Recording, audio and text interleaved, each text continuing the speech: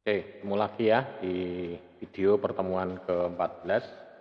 Jadi di video pertemuan ke-14 ini pada mata kuliah Piranti Komputer kelas Bun Online. Di sini nanti kita akan bahas tentang personal komputer, jadi advance personal komputer. Jadi kalau kemarin kita tentang personal komputer, ya, kita bahas tentang advance personal komputer. Ya.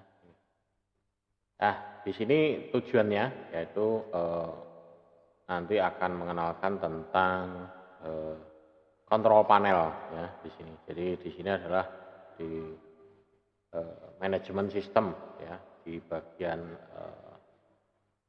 toolsnya ya di Windows ya, secara umum ya. Ini. Jadi tugas manajemen sistem secara umum. Ya. Kemudian virtualisasi ya, jadi sisi klien. Ini mengkonfigurasi virtualisasi di komputer. Nanti kalau ini mengkonfigurasi virtualisasi ini nanti yang saya praktekkan nanti saya menggunakan punyanya Hyper-V ya.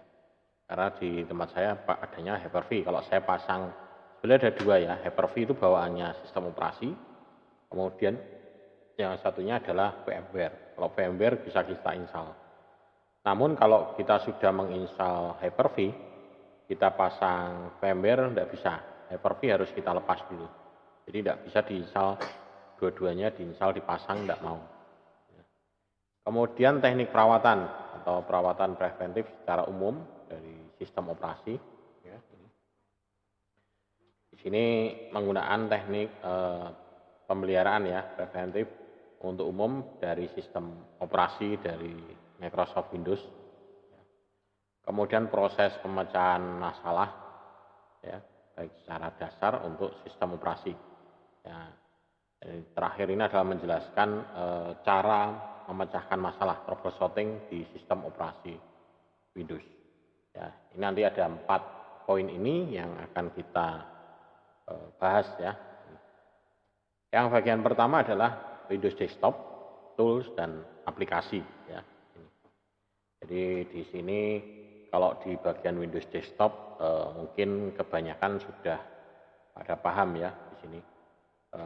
Jadi Windows Desktop ini merepresentasi grafik dari ruang kerja atau sering disebut dengan GUI, Graphic User Interface.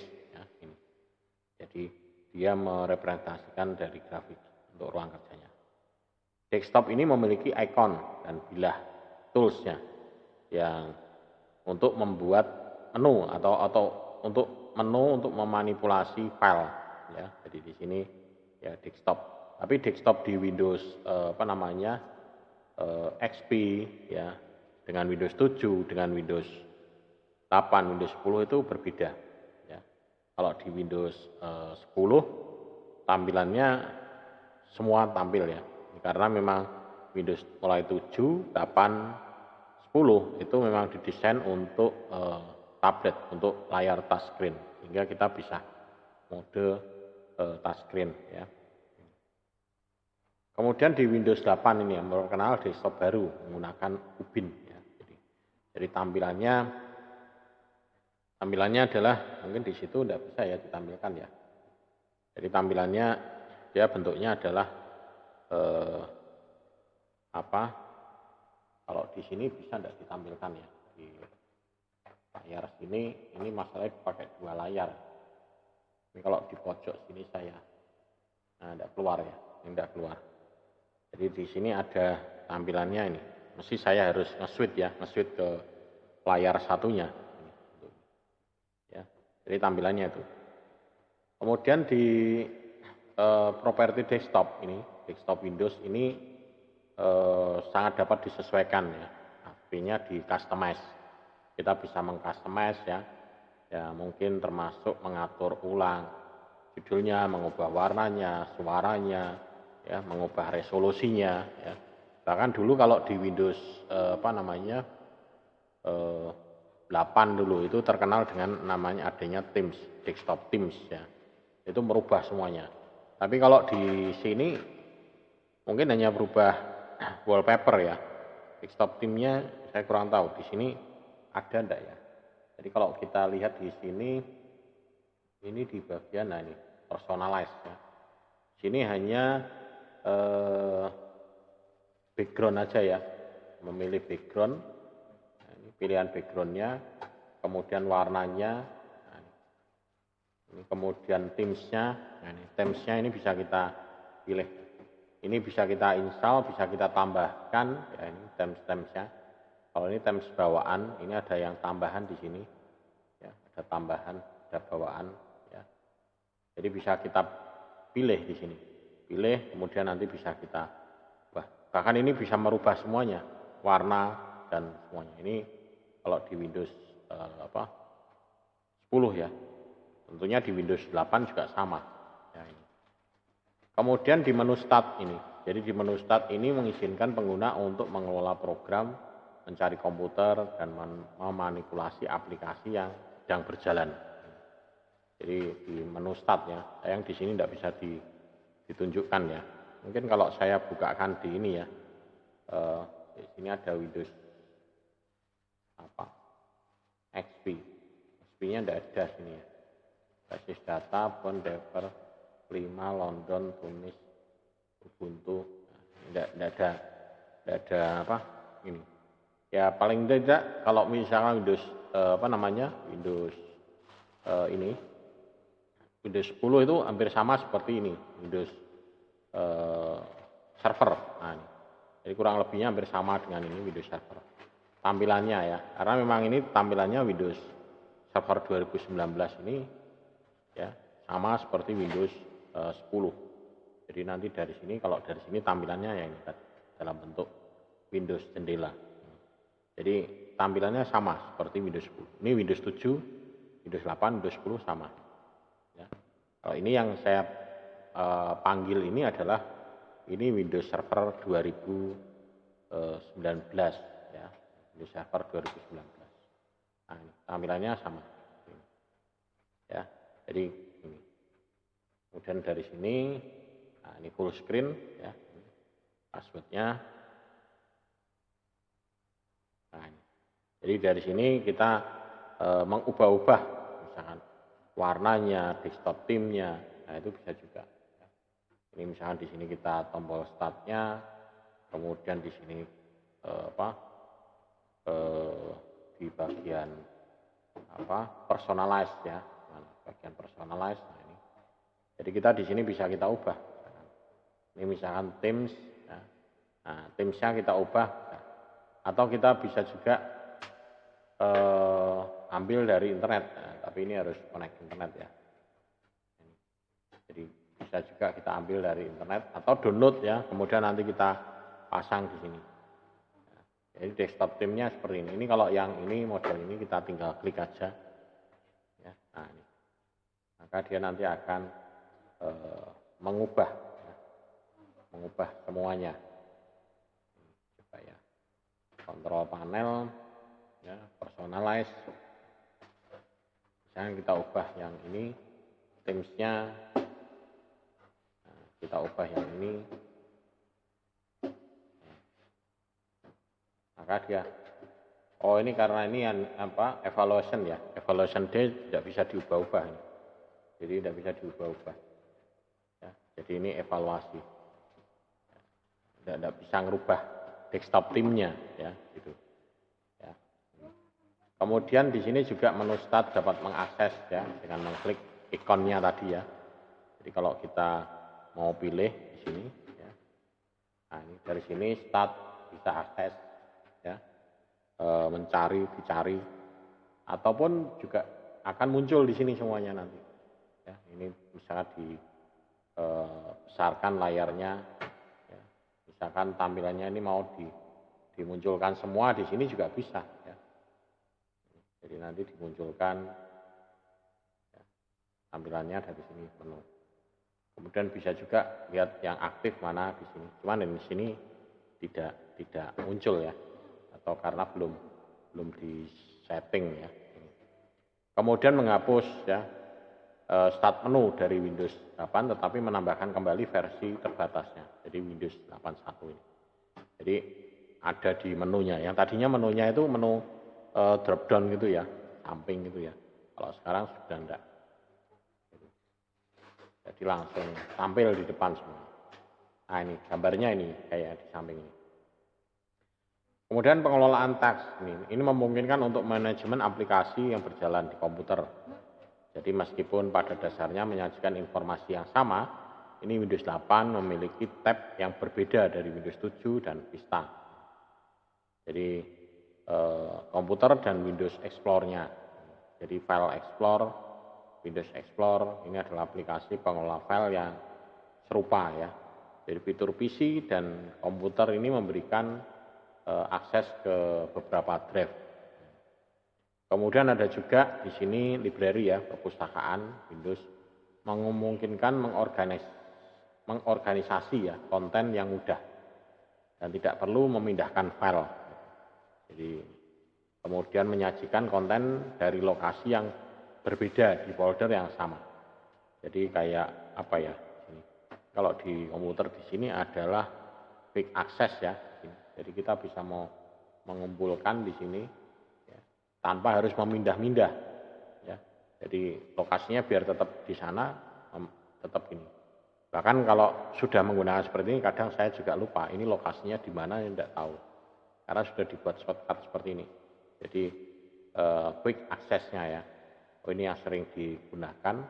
Jadi saya hanya bisa mengakses dari sini, quick access. Kemudian juga mendukung untuk drive ya. Misalkan ke personalize ya, OneDrive-nya. Ini juga ada.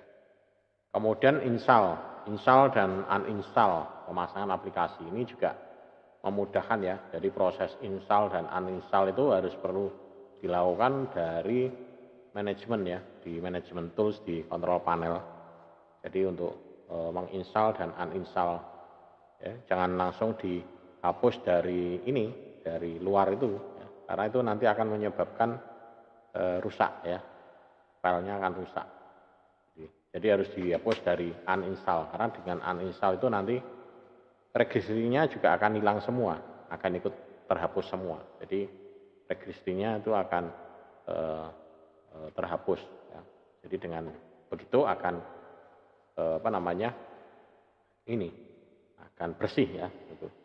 Karena kalau tidak dia akan membebani komputernya, jadi tetap running terus ya dalam komputer ya. Kemudian utilities ya di control panel ini juga pemusatan pengaturan untuk banyak fitur ya. Jadi di sini dikategorikan ya, utilitiesnya. Jadi kalau utilitiesnya itu tools utilities, kalau di komputer ini ya maksudnya di sini ya tools utility ya. Jadi kalau di sini kita lihat nah ini all utility-nya ya.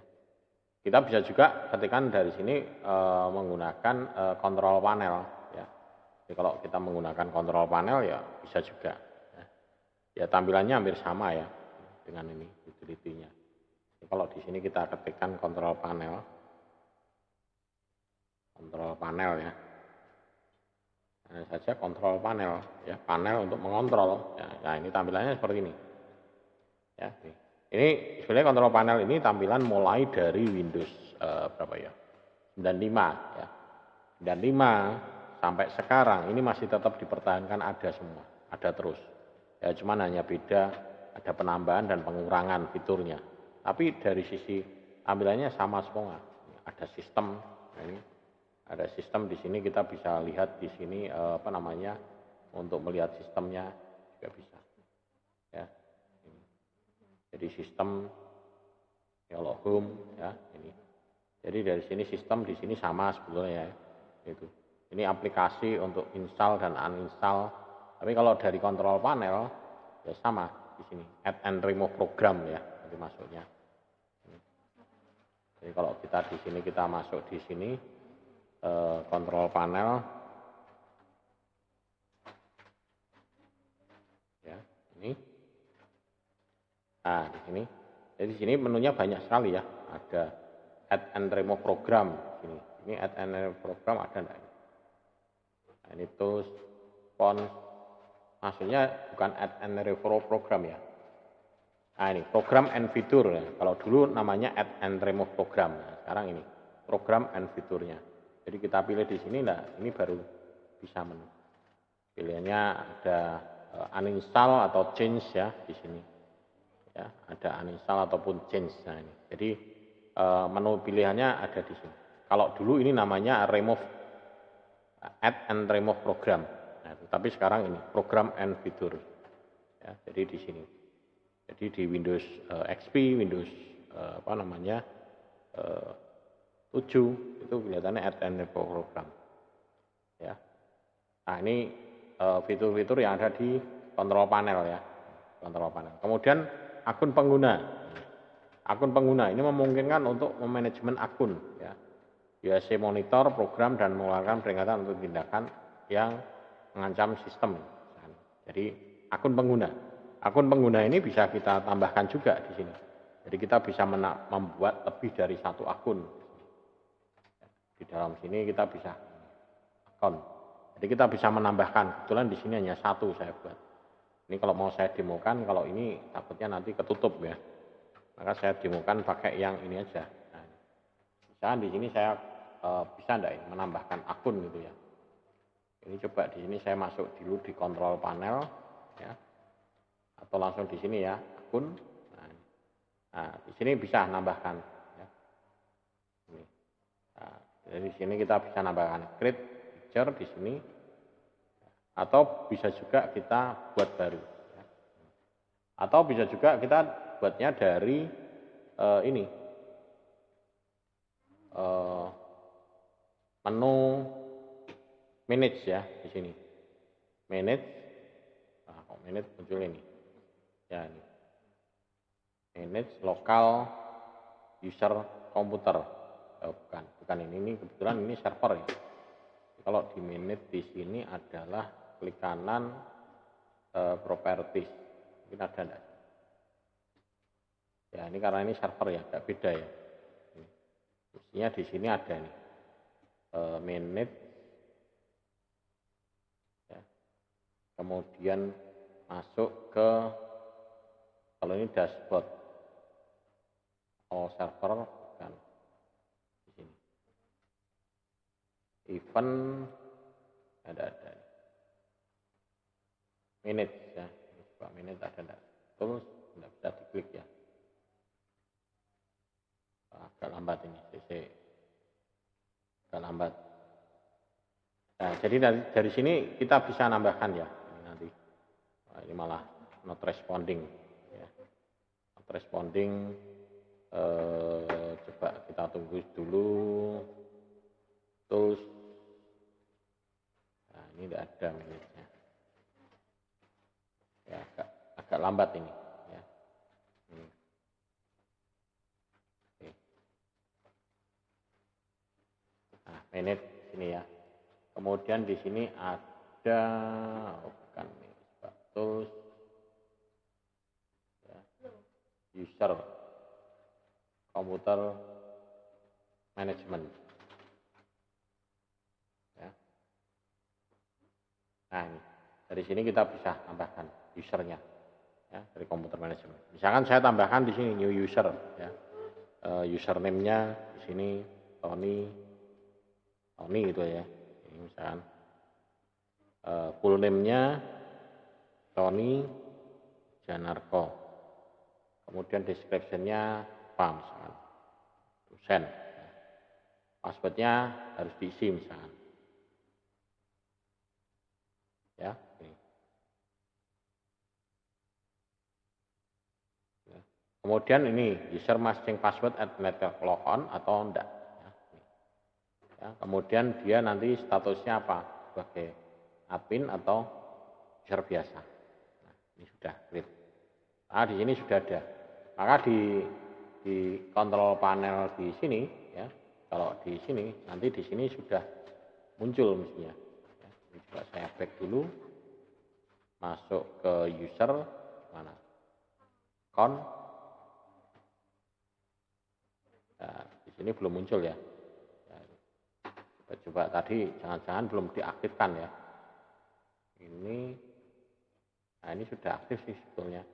Ya, ini sudah aktif. Cuman belum muncul ya. Cuman munculnya ini kalau pas login mestinya ya. Ini saya log off ya, tidak di shutdown ya, tapi disconnect. Coba disconnect kemudian reconnect. Nah, di sini ada pilihannya. Nah, ini ada pilihannya dua ya, admin atau yang pilih yang Tony. Nah, ini ada pilihan di sini ya, jadi di sini ada pilihannya ini. Jadi dia bisa multi user ya, kita bisa membuat ini akun di sini. Kemudian pilihan internet ini memungkinkan untuk mengkonfigurasi pengaturan internet di Windows. Ini juga opsi internet, ini umum. Kemudian keamanannya, privasinya, konten, koneksi program, dan yang lainnya. Ini bisa juga diatur. Di sini ada di bagian kontrol panel itu ya, itu ada bagian pilihan untuk koneksi ke internetnya. Jadi bisa kita atur juga ya. Gitu. Ya. Kemudian pengaturan tampilan ini memungkinkan untuk mengkonfigurasi pengaturan terkait video, resolusi layar. Ya. Jadi kita bisa atur di resolusi layarnya ya. Jadi kalau misalkan di sini tampilan ini, ya, jadi kita bisa atur di bagian display. Ya. Jadi nanti bisa kita atur. Ya. Ini kalau di sini pengaturannya, ya, kalau ini mestinya login dulu ya. Jadi pengaturannya bisa kita atur. Kalau kita memiliki dua layar monitor, ya nanti akan muncul ya dua layar monitor itu. Ya, ini. Nah, ini misalkan di sini. Misalkan saya mau ngatur ini untuk personalize. Nah, ini. Kebetulan ini monitornya mana ini? Network device. Ya. Sistem. Nah ini masuk sistem. Nah ini. Kebetulan di tempat saya ini ada dua monitor. Nah, sehingga muncul dua ini. Ya. Dari pilihan monitor layar 1, layar 2. Kalau kita identify atau identifikasi ya berarti ini punya saya ini layar 2. Layar 1 ada di sebelah sini. Ya. Di depan hadapan saya ini persis ini layar 1 yang ada kameranya. Sementara ya 1 ada di sebelah kanan saya ini. Ya, layar 2. Nah, ini bisa kita atur di sini resolusinya, backgroundnya bisa kita atur. Ya. Ini pengaturan resolusinya.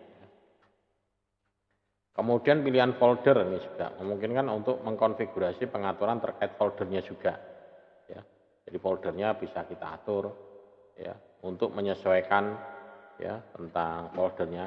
Jadi folder itu bisa kita ubah-ubah ya. Mungkin saya contohkan yang di sini aja ya, yang di Windows servernya ini ya. Kalau mau saya ubah-ubah, nah, jadi Windows di sini foldernya bisa kita ubah-ubah. Ya, misalkan di sini dokumen, ya, atau inilah. Ini. Saya buat dokumen di sini, new folder. Nah, ini foldernya ini bisa kita ubah-ubah. Nah, ini defaultnya nanti ini. Nah, kita klik kanan, kemudian kita properties, nah, kita bisa ubah. Sharing general. Nah, ini kalau di Windows Server sepertinya enggak bisa ya. Tapi kalau di Windows Security enggak ada. Resolusi enggak ada, customize. Nah ini. Ya, kita bisa change ya. Foldernya mau saya ganti gambar apa misalkan. Oh, foldernya ini saya gambar hard disk. Nah, bisa juga. Apply. Sehingga nanti berubah jadi ini foldernya. Ya. Jadi foldernya berubah jadi ini. Tapi ini akan menyalahi ya, bingung ya, karena ini folder ini sebetulnya ikonnya ini sudah memiliki ini sendiri ya. Jadi sudah ada yang punya sendiri. Nah, itu. Jadi kalau misalkan ini gambar CD-ROM drive atau gambar ini kan gambar jaringan ya, ini gambar CD-ROM, ini bisa. Atau kalau kita mau bikin gambar folder sendiri tidak apa-apa. Atau kalau misalnya ini gambar kayak gini berarti ini foldernya mungkin gambarnya ini berarti folder yang terinskripsi. Bisa juga. Atau data-data rahasia, nah gitu. Saya dikasih gambar kayak gini. Nah, jadi bisa kita atur, ya, kita sesuaikan sesuai dengan kebutuhan kita. Kemudian pusat aksi di sini adalah lokasi untuk melihat peringatan atau membantu menjaga Windows tetap berjalan lancar. Ini dibagi menjadi bagian keamanan dan perawatan. Jadi pesan yang disorot merah ini harus ditangani dengan cepat. Ya, jadi warna kuning menunjukkan tugas yang direkomendasikan. Jadi ini ada di dalam task manager ya, misalnya. Mungkin di task manager. Coba kelihatan enggak ini? Nah, kalau ini enggak sih, event viewer ya, bukan di task manager tapi di event viewer ya. Event viewer. Nah, ini kalau di sini event viewer. Jadi ditandai nanti di sini. Misalkan di sini custom view atau Windows Lock. Nah, di aplikasi. Nah, di sini ada keterangannya nanti di sini. Ya. Jadi ada yang ditandai dengan tanda seru, ada yang ditandai tanda kuning, ada yang tandai warna merah. Merah berarti ini harus segera diatasi ya. Nah, ini. Kalau ini masih hanya informasi, tidak ada. Nah, ini warning warna kuning. Tapi ada juga yang merah. Ini tidak ada contohnya ya, yang warna merah. Security ada tidak ada. Setup ada tidak? Tidak ada yang warnanya merah. Jadi, nah ini warnanya hanya kuning saja. Nah ini merah, error. Nah ini ada juga. Nah, ini perlu ditangani kayak gini.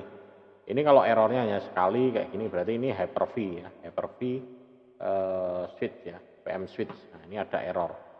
Ini pada saat menjalankan Hyper-V harus ada perlu penanganan ya, gitu. Jadi karena sudah ditandai warna merah. Kalau kuning ini masih warning ya, ini.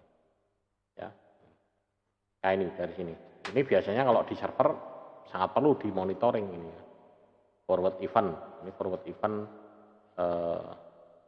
kosong tidak ada ya, forward event. Nah, ini.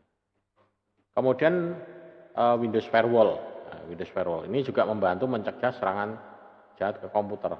Jadi memungkinkan untuk menyesuaikan pengaturan firewall. Ya, ini. Jadi firewall ini perlu diaktifkan. Coba kalau sesekali Anda tidak mengaktifkan firewall, ya, pasti virus akan masuk. Ya. Dan yang lebih bahaya lagi kalau virusnya adalah ransomware. Nah, ini. Dan ini di sini firewall di komputer ini sudah di ini ya, sudah di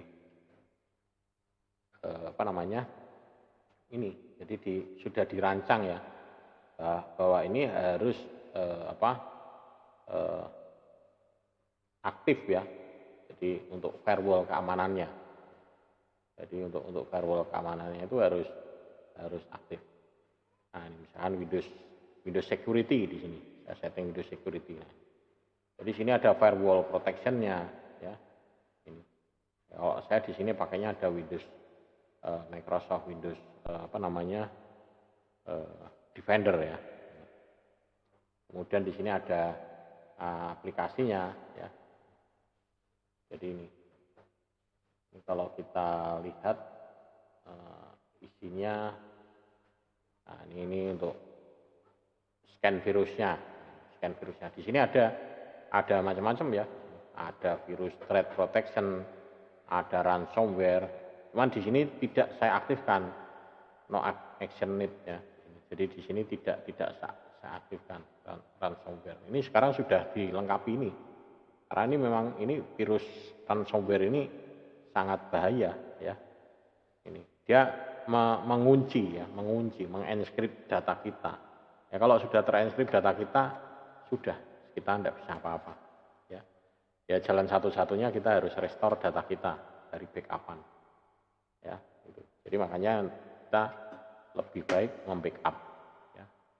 Kemudian memungkinkan untuk menyelesaikan fitur firewall ini. Pengaturan firewall ini juga masuk ke izin program tertentu. Jadi firewall atau menonaktifkan firewall. Ya, ini. Ya, jadi kita perlu ini. Ya. Kemudian utilitas di control panel yang perlu kita atur juga ini power option. Nah, Ini power option ini kita bisa mengatur untuk setting powernya, terutama kalau kita menggunakan laptop ya. Ini, jadi kita atur di bagian power optionnya. Jadi di sini ada di bagian power option. Ya. Power optionnya mana ini? Nah, ketik aja sini ya power. Nah, power. Nah, jadi di sini ada konfigurasinya ya. Sini additional power setup. Nah ini, jadi kita bisa setting di sini. Ini change plan setting. Nah, ini. Nah, kita bisa tentukan di sini settingnya misalkan ya hard disk, baterai kalau nganu turn off atau enggak ini. Kemudian Internet Explorer-nya, JavaScript-nya, ya. Kemudian ada USB-nya. Ini kalau kita mau membuat kontrol aksesnya aman bisa juga ini USB setting. Ya, ini. USB-nya pada saat menggunakan baterai itu USB-nya dimatikan semua bisa juga. Jadi kalau misalkan pernah ini teman saya kerja nih seperti ini ya dulu, ya bukan ngerjani ya, tanpa sengaja ya, tapi saya tidak lupa mengembalikan, nah itu ya. Jadi USB settingnya ini saya matikan pada saat pada saat on baterai. Jadi pada saat menggunakan baterai itu mati. Nah, begitu kalau dipasang list ini adaptornya, pasang powernya, baru USB-nya baru berfungsi. Nah itu bisa juga ya pada saat USB-nya. Atau ini mau dipakai untuk mengunci semua ya bisa. Ini dimatikan semua, disable semua pada saat on baterai maupun unplug. Ini port USB-nya tidak berfungsi semua, disable semua. Ya, tapi ya repot kalau kita menggunakan MOS yang USB jadi tidak bisa.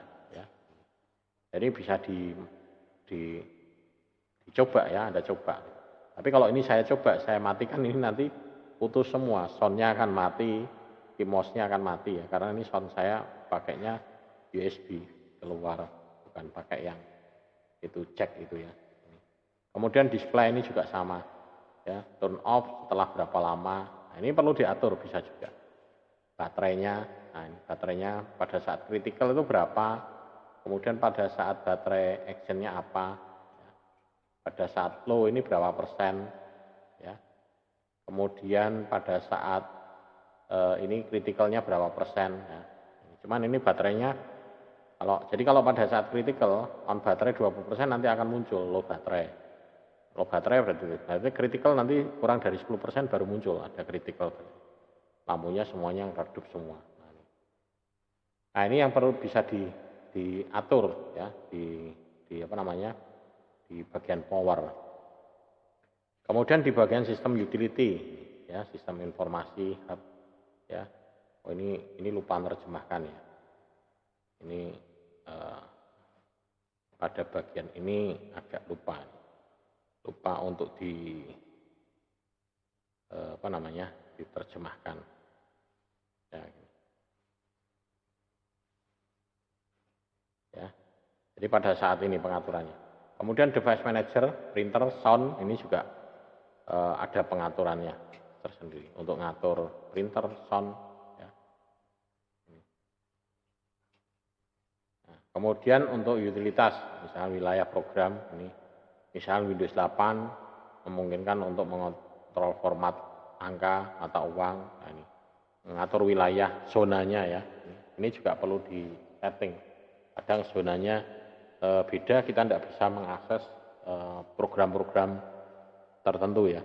Jadi kayak misalkan program accounting atau apa itu harus disetting zona regionnya Indonesia atau apa itu ya. Jadi perlu dicari tahu. Kemudian home group dan jaringan ini untuk sharing data ya, home group.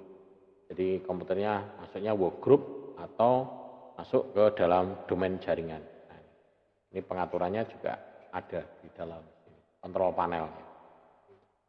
Kemudian administratif tool, ini manajemen komputer, memungkinkan pengolahan banyak aspek komputer, dari komputer lokal ya ataupun remote. Nah, ini. Jadi kita bisa dengan menggunakan administratif tool, kita bisa ini manajemen komputer, kemudian apa namanya? Ini apa? Penampil acara, riwayat, mencatat riwayat aplikasi, keamanan dan istilahnya ini. Kemudian file log-nya, jadi kita bisa mencatat file log ya untuk memecahkan masalah. Ya. Kemudian ada apa ini? Jasa, memungkinkan pengolahan semua layanan komputer dan komputer jarak jauh remote. Ya. Ini. Dan layanan ini dapat dikonfigurasikan kan untuk memulai secara otomatis ya. Jadi settingnya ya, setting untuk fiturnya di administratif tool ya. Kalau kita lihat masuknya di administratif tool di sini tuh masuknya mana nih? Kontrol panel ya. Ya, kontrol panel. Dan nah, ini ada administratif tool ini. Nah, isinya ini menunya. Nah, ada disk cleanup, event viewer, ya, service ya. Tadi masuk service itu maksudnya jasa itu ya. Terjemahkannya salah. Service ya. Kemudian ada apalah macam-macam ini. Jadi ini adalah kumpulan dari tools di administratif. Ya. Kemudian ada sistem konfigurasi, configuration system ini juga configuration komputer, ada ini. Jadi digunakan untuk mengidentifikasi masalah, misalkan, ya, layanan program. Kemudian monitoring log, ini, monitoring kerja ya, desk monitoring, diagnostik memori, ya, menampilkan gambar umum monitoring kerja. Ini. Jadi kita bisa monitoring ya dari sini juga nanti. Misalkan kalau kita pakai monitoring ya berarti ini nanti. Ini ada komputer manajemen, terus ada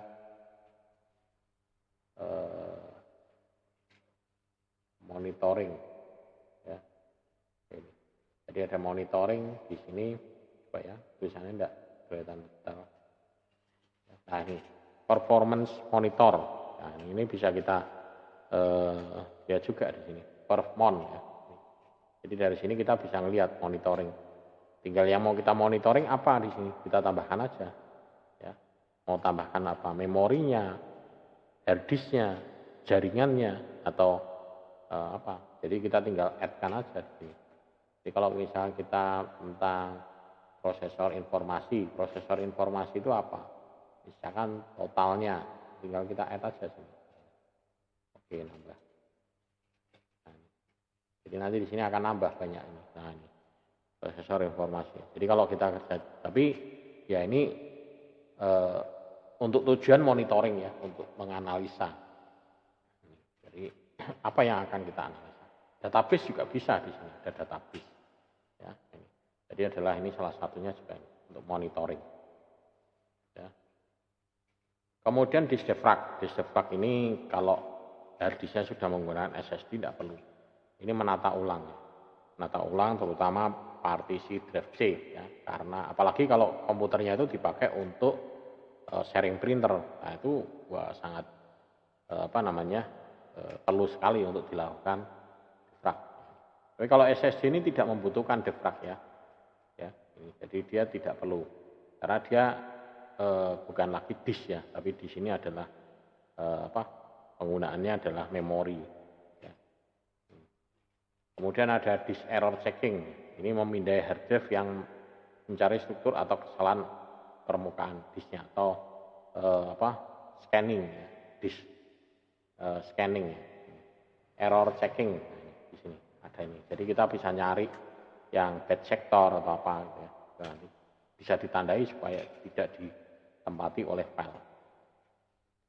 Kemudian sistem informasi ya, ini menggabungkan informasi tentang perangkat lunak, driver, dan mengkonfigurasi perangkat kuras komponen komputer ke satu tempat. Ini bermanfaat untuk personal pendukung saat adanya permasalahan. Jadi untuk mendiagnosa komputer, diagnostik tool. Jadi kalau di sini toolsnya itu adalah masuknya adalah mungkin bisa juga resource monitor, ya. Jadi masuk ke situ. Kalau ini deprak ya, tadi deprak. Ini kalau mau dideprak tinggal, kalau SSD cepet ya, deprak langsung cepet. Kalau yang D ini mungkin agak lama ini karena ini kapasitas di tempat saya ini eh, apa namanya 1 tera ya, mungkin agak lebih lama. Ya, gitu. Kemudian untuk perintah, misalkan di sini ada informasi perintah untuk CLI. Nah, ini misalkan untuk MS Info. Nah, ini. Jadi kalau tadi kan berbasis GUI ya, basis GUI berarti kita pakai menu tools. Nah, kalau ini berbasis perintah. Ini, jadi kita bisa menggunakan CLI, ya, tidak menggunakan GUI. Ya, ini. Jadi menggunakan run line, ini, open line. Ya. Jadi kita bisa mengetikkan beberapa komen, misalkan komen NDiag, Explorer, MMC, MS Info, ya. Tapi kita harus hafal ini, Notepad, TextEdit. Nah, jadi harus hafal. Jadi kalau kita hafal ya bisa. Jadi kita search di sini, nanti akan muncul aplikasinya. Misalkan saya dari sini, munculnya di sini ya, misalkan Notepad. Ya, Notepad. Maka di sini langsung saya jalankan, langsung muncul buka Notepad. Cuman tidak muncul di tempat Anda. Nah, di sinilah. Ini kalau saya jalankan di sini, search di sini, nah, ketikkan Notepad. Ya, dia langsung cari search, nah ini muncul, buka, ya, buka Notepad, ya. Jadi bisa langsung cari gitu. Kemudian misalkan DXDiag, ya. DXDiag, DXDiag, tulisannya biar tadi, ya, tulisannya salah. Tulisannya DXDiag pakai G ya. Nah, DXDiag. Nah, akan muncul. Ya, jalankan. Ini tadi kelewatan ya. Coba saya ulangi lagi. Ya. DXDiag. Nah, ini begitu ketikkan DXDiag muncul di sini. Jalankan. Ya, akan muncul ini. Jadi dia akan menampilkan spek untuk VGA-nya, ya. Itu VGA cara ini, DXDiag. Kalau dari sini, ini adalah tampilan dari ini apa namanya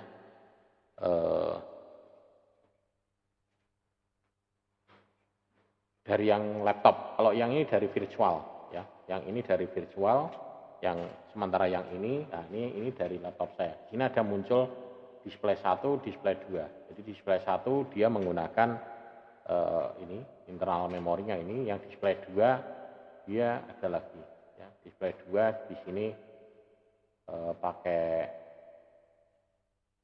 apa? VGA-nya sendiri ya. Jadi VGA-nya sendiri.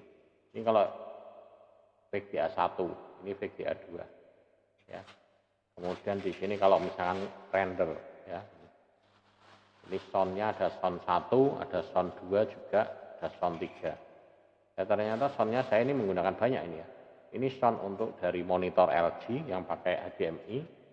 Kemudian yang 2 ini adalah sound-nya untuk built-in-nya dari komputer.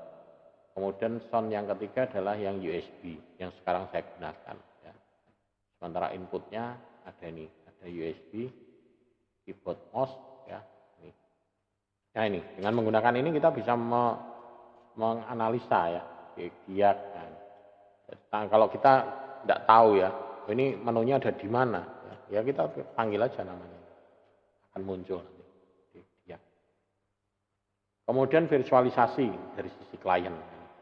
Ini membuat apa namanya mesin virtual, ya. Ini biasanya ada Hyper-V virtual ya, perangkat lunak mengelola VMware, itu juga ada ya pakai VMware ya. Ya kalau dari sini saya pakainya adalah Hyper-V ya. Jadi saya pakainya ini Hyper-V. Jadi kalau saya mau create di sini ya tinggal create saja di sini new virtual machine ya. Dari sini kita tentukan nanti virtual mesinnya namanya apa ya. Ini kemudian nanti di sini speknya apa gitu. Jadi kita bisa tentukan di sini. Misalkan saya buat namanya di sini Windows XP ya. Kemudian kita next ya, next. Memorinya berapa? Kita pesan berapa di sini? Misalkan 1 giga ya, sudah 1 giga ya. Ini kemudian jaringannya apa? Misalkan default. Kemudian kapasitas harddisknya yang mau saya pesan berapa? Misalkan saya pesan hanya di sini nanti untuk 10 giga saja ya. Dan next, install operation system nanti, oke, installnya nanti aja. Oke, finish ya. Jadi ini baru membuat komputernya. Nah, jadi kalau kita jalankan ya seperti ini. Jalankan tidak bisa karena tidak ada operating systemnya, masih kosong. Ya. Tapi kalau kita mau lihat fiturnya di sini setting ada ya, di sini. Jadi BIOS-nya, kemudian security-nya, memorinya, prosesornya, ya, kemudian IDE-nya, harddisk-nya, ya, ini. Nah di sini. Yang paling penting yang bisa kita upgrade di sini adalah ini memorinya. Memorinya bisa kita naikkan, kita ubah berapa. Ya. Tapi untuk mengubah memorinya ini kita harus matikan dulu ini. Ini tidak bisa running. Jadi ini kita harus stop dulu, ya. Turn off dulu. Nah, baru dari sini bisa setting. Nah, nanti memorinya bisa kita ubah-ubah. Nah, ini baru aktif di sini, baru bisa kita ubah-ubah memorinya. Prosesor juga sama, bisa kita ubah naikkan. Ya, tapi ya harus punya batasnya ya. Kalau komputer kita itu cuman Core i5 berarti core-nya ada berapa, nanti hanya bisa berapa saja yang dipakai. Ya, itu. Ini untuk virtualisasi ya. Virtualisasi sehingga kita seperti saya ini menjalankan ini server ini. Ini server ini juga saya jalannya dari itu, virtualisasi. Saya shutdown ya sudah tidak pengaruh. Karena ini yang mati adalah komputer virtualnya ya, shutdown. Jadi komputer virtualnya. Ini.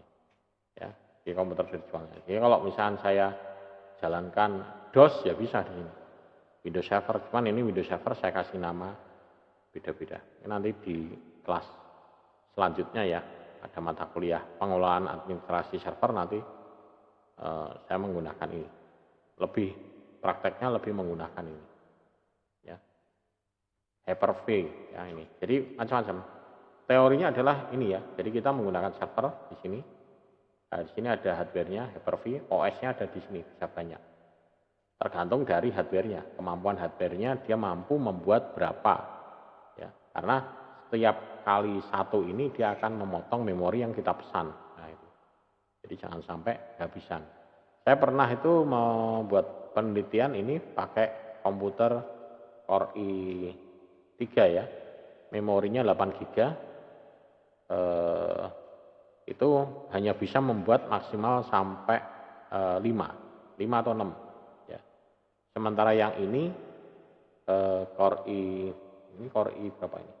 Ini Core i5, memorinya 16 GB. Ini saya bisa membuat virtual itu sebanyak 16, 17. Ya sekitar 15-an lah, 17, 18 sudah tidak bisa. Sudah mentok. Tapi dengan catatan memorinya saya buat 5, 12 atau 1 GB. Ya. Kalau saya buat 1 GB semua, paling hanya 12 ya. Karena memorinya 16 GB potong 1 GB 1 GB. Untuk sistemnya sendiri di sini komputer harus minimal 4 GB. Nah, saya klik lagi sudah habis ya. Jadi seperti itu. Ya. Intinya kalau kita jalankan di Hyper-V-nya di sini ada monitornya di sini nanti. Ini misalkan nih London saya jalankan. Ya. Nih. Maka di sini nanti akan muncul penggunaan memorinya. Ya. Ini penggunaan memorinya mungkin dilihatnya dari ini ya, task manager. Nah, ini. Dari task manager di sini performance. Nah ini akan kelihatan memorinya. Jadi memorinya dipakai berapa di sini akan kelihatan. Ya. Ini. Jadi memorinya tersisa berapa giga. Ini memori. Nah. Ini. Jadi 16 tadi, hanya kalau saya jalankan lagi, ya, misalkan Glasgow saya buka lagi di sini ya. Ya, ada 2 ya, yang running ada 2. Maka di sini memorinya jalan lagi mana nih? Task manajernya tadi mana? Nah ini. Nah, kepotong lagi ya, 12. Potong lagi. Saya coba jalankan lagi, ini saya tarik sini aja. Denver saya jalankan lagi di sini ya. Start running ya. Maka di sini memorinya kepotong lagi. Ya. Potong lagi. Ya. Kemudian saya jalankan lagi. Ini penggunaan memorinya sudah di sini sudah mentok ya, hampir. Ini baru jalan 3 ya. Saya coba lagi jalankan lagi server lagi 1. Nah, semakin lama semakin habis ya penggunaan memorinya. Nah ini. Jadi di sini punya limit batasnya. Nah ini sampai memorinya sudah hampir mentok habis nih. 16 GB ini habis. Nah ini. Nah, ini tersedia cuma 1,5 GB. Nah ini jalankan berapa ini? 1, 2, 3, 4. Nah, ini. Tapi kalau sudah buka semua, ini nanti stabil turun lagi karena dia tidak ada proses. Ya. Jadi di sini saya jalankan servernya ada berapa ini? Ada 1, 2, 3, ya. Ada 4. 4 ya. Ini ada jalan 4. Nah, ini memorinya sudah mulai stabil. Nah, ini. Tersedia 1,4 GB. Masih tersedia 1,4 GB. 1,4 GB mungkin saya bisa jalankan lagi coba.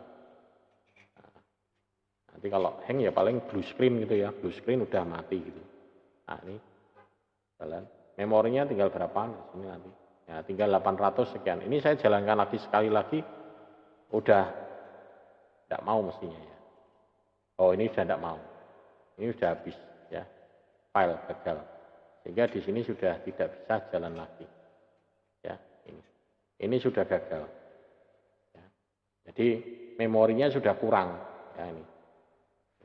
Karena apa? Saya di sini terlalu banyak memori dipakai untuk menjalankan aplikasi ini. Ada OBS untuk merekam segala macam sehingga di sini hanya bisa mampu jalan 1, 2, 3, 4. Nah, tapi kalau kondisinya normal, saya tidak menjalankan apa-apa, ini bisa sampai 12 ya, 12 virtual saya jalankan. Ini sudah tidak bisa. Ya, sudah tidak mau. Jadi ini karena sisa 1,5 GB sudah tidak bisa dipakai. Ya. Jadi ini adalah contoh ya kalau misalnya kita menjalankan virtualisasi. Ini saya shutdown satu-satu ya. Saya shutdown satu-satu. Ini mati. Kemudian coba saya ini memorinya turun nambah lagi ya. Nambah turun karena setiap satu ini saya alokasikan adalah 1 GB. Ya. Ini saya shutdown lagi di sini.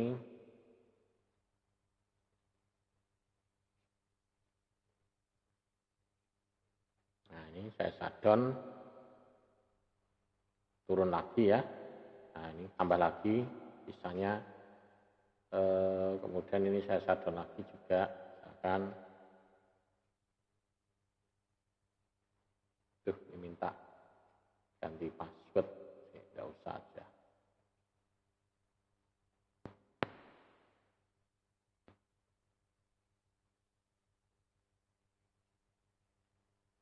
Nah ini ya, ini saya shutdown, sudah mulai berkurang memorinya, apa nambah, sisa memorinya nambah, ya.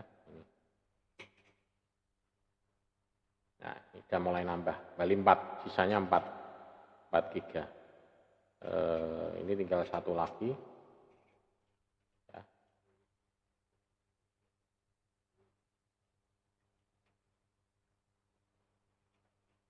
Nah nanti kalau sudah berarti dia mulai stabil. Ya. Nah karena saya ini menggunakan aplikasi untuk merekam ini sehingga ini agak terlalu berat ya di sini. Jadi kalau di sini sisanya hanya 4 GB, jadi 16 GB itu sisanya kepotong banyak ini di sini. Ya. Kalau mau kita lihat penggunaan memori yang paling banyak itu ada di mana ya kita lihat di sini di proses ya. Nah, di proses ini memori yang paling banyak ini, nah ini desktop Windows Manager ada sekitar 4 giga. Jadi, kalau ini virtual machine sudah mulai berkurang. Ya. Ini virtual machine saya shutdown semua. Oke, ya tinggal tunggu memorinya nanti akan otomatis akan berkurang drastis.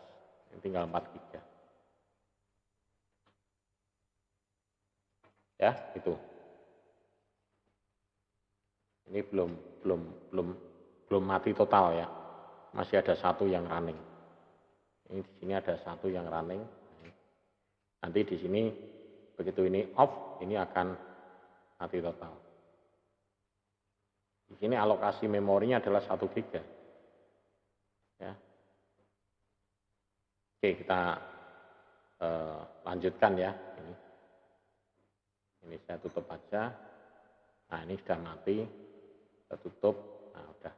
Ini mulai kembali ke 6 giga sisanya.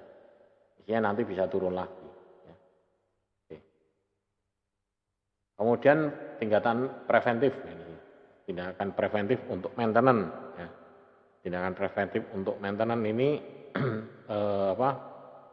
perlu dijaga juga ya, terutama ini. Jadi rencananya bagaimana, ya, terutama di keyboard ya, keyboard, kemudian pembaruan driver, ya, prioritas peralatan yang sangat perlu harus dijaga. Ya. Pembaruan driver ini update driver, update OS ya, kemudian membuat jadwal beberapa tugas ya, misalkan menjadwalkan scanning, jadwal update. Nah, ini perlu ya. Jadi jangan sampai ya minimal defrag lah. Defrag itu sangat penting ya. Tapi kalau hard disknya kita sudah SSD tidak perlu.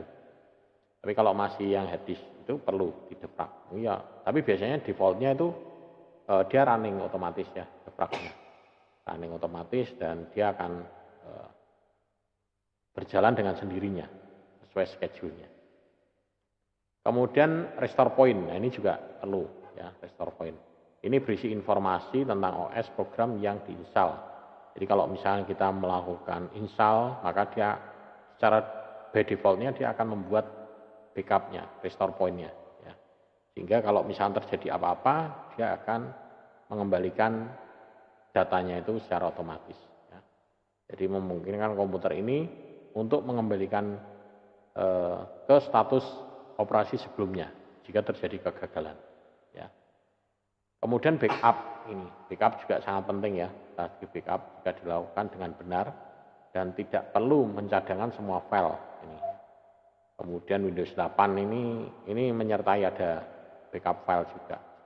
Ya, backup itu kalau di Windows ada macam-macam ya, ada copy backup, ada normal backup, ada differential backup, ada incremental backup, ada shadow copy.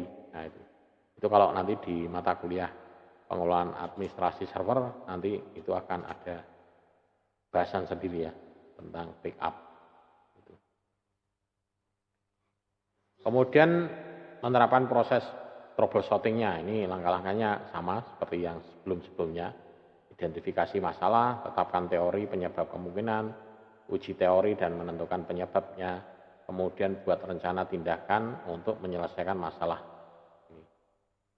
Ya, yang selanjutnya adalah verifikasi dan melakukan dokumentasi.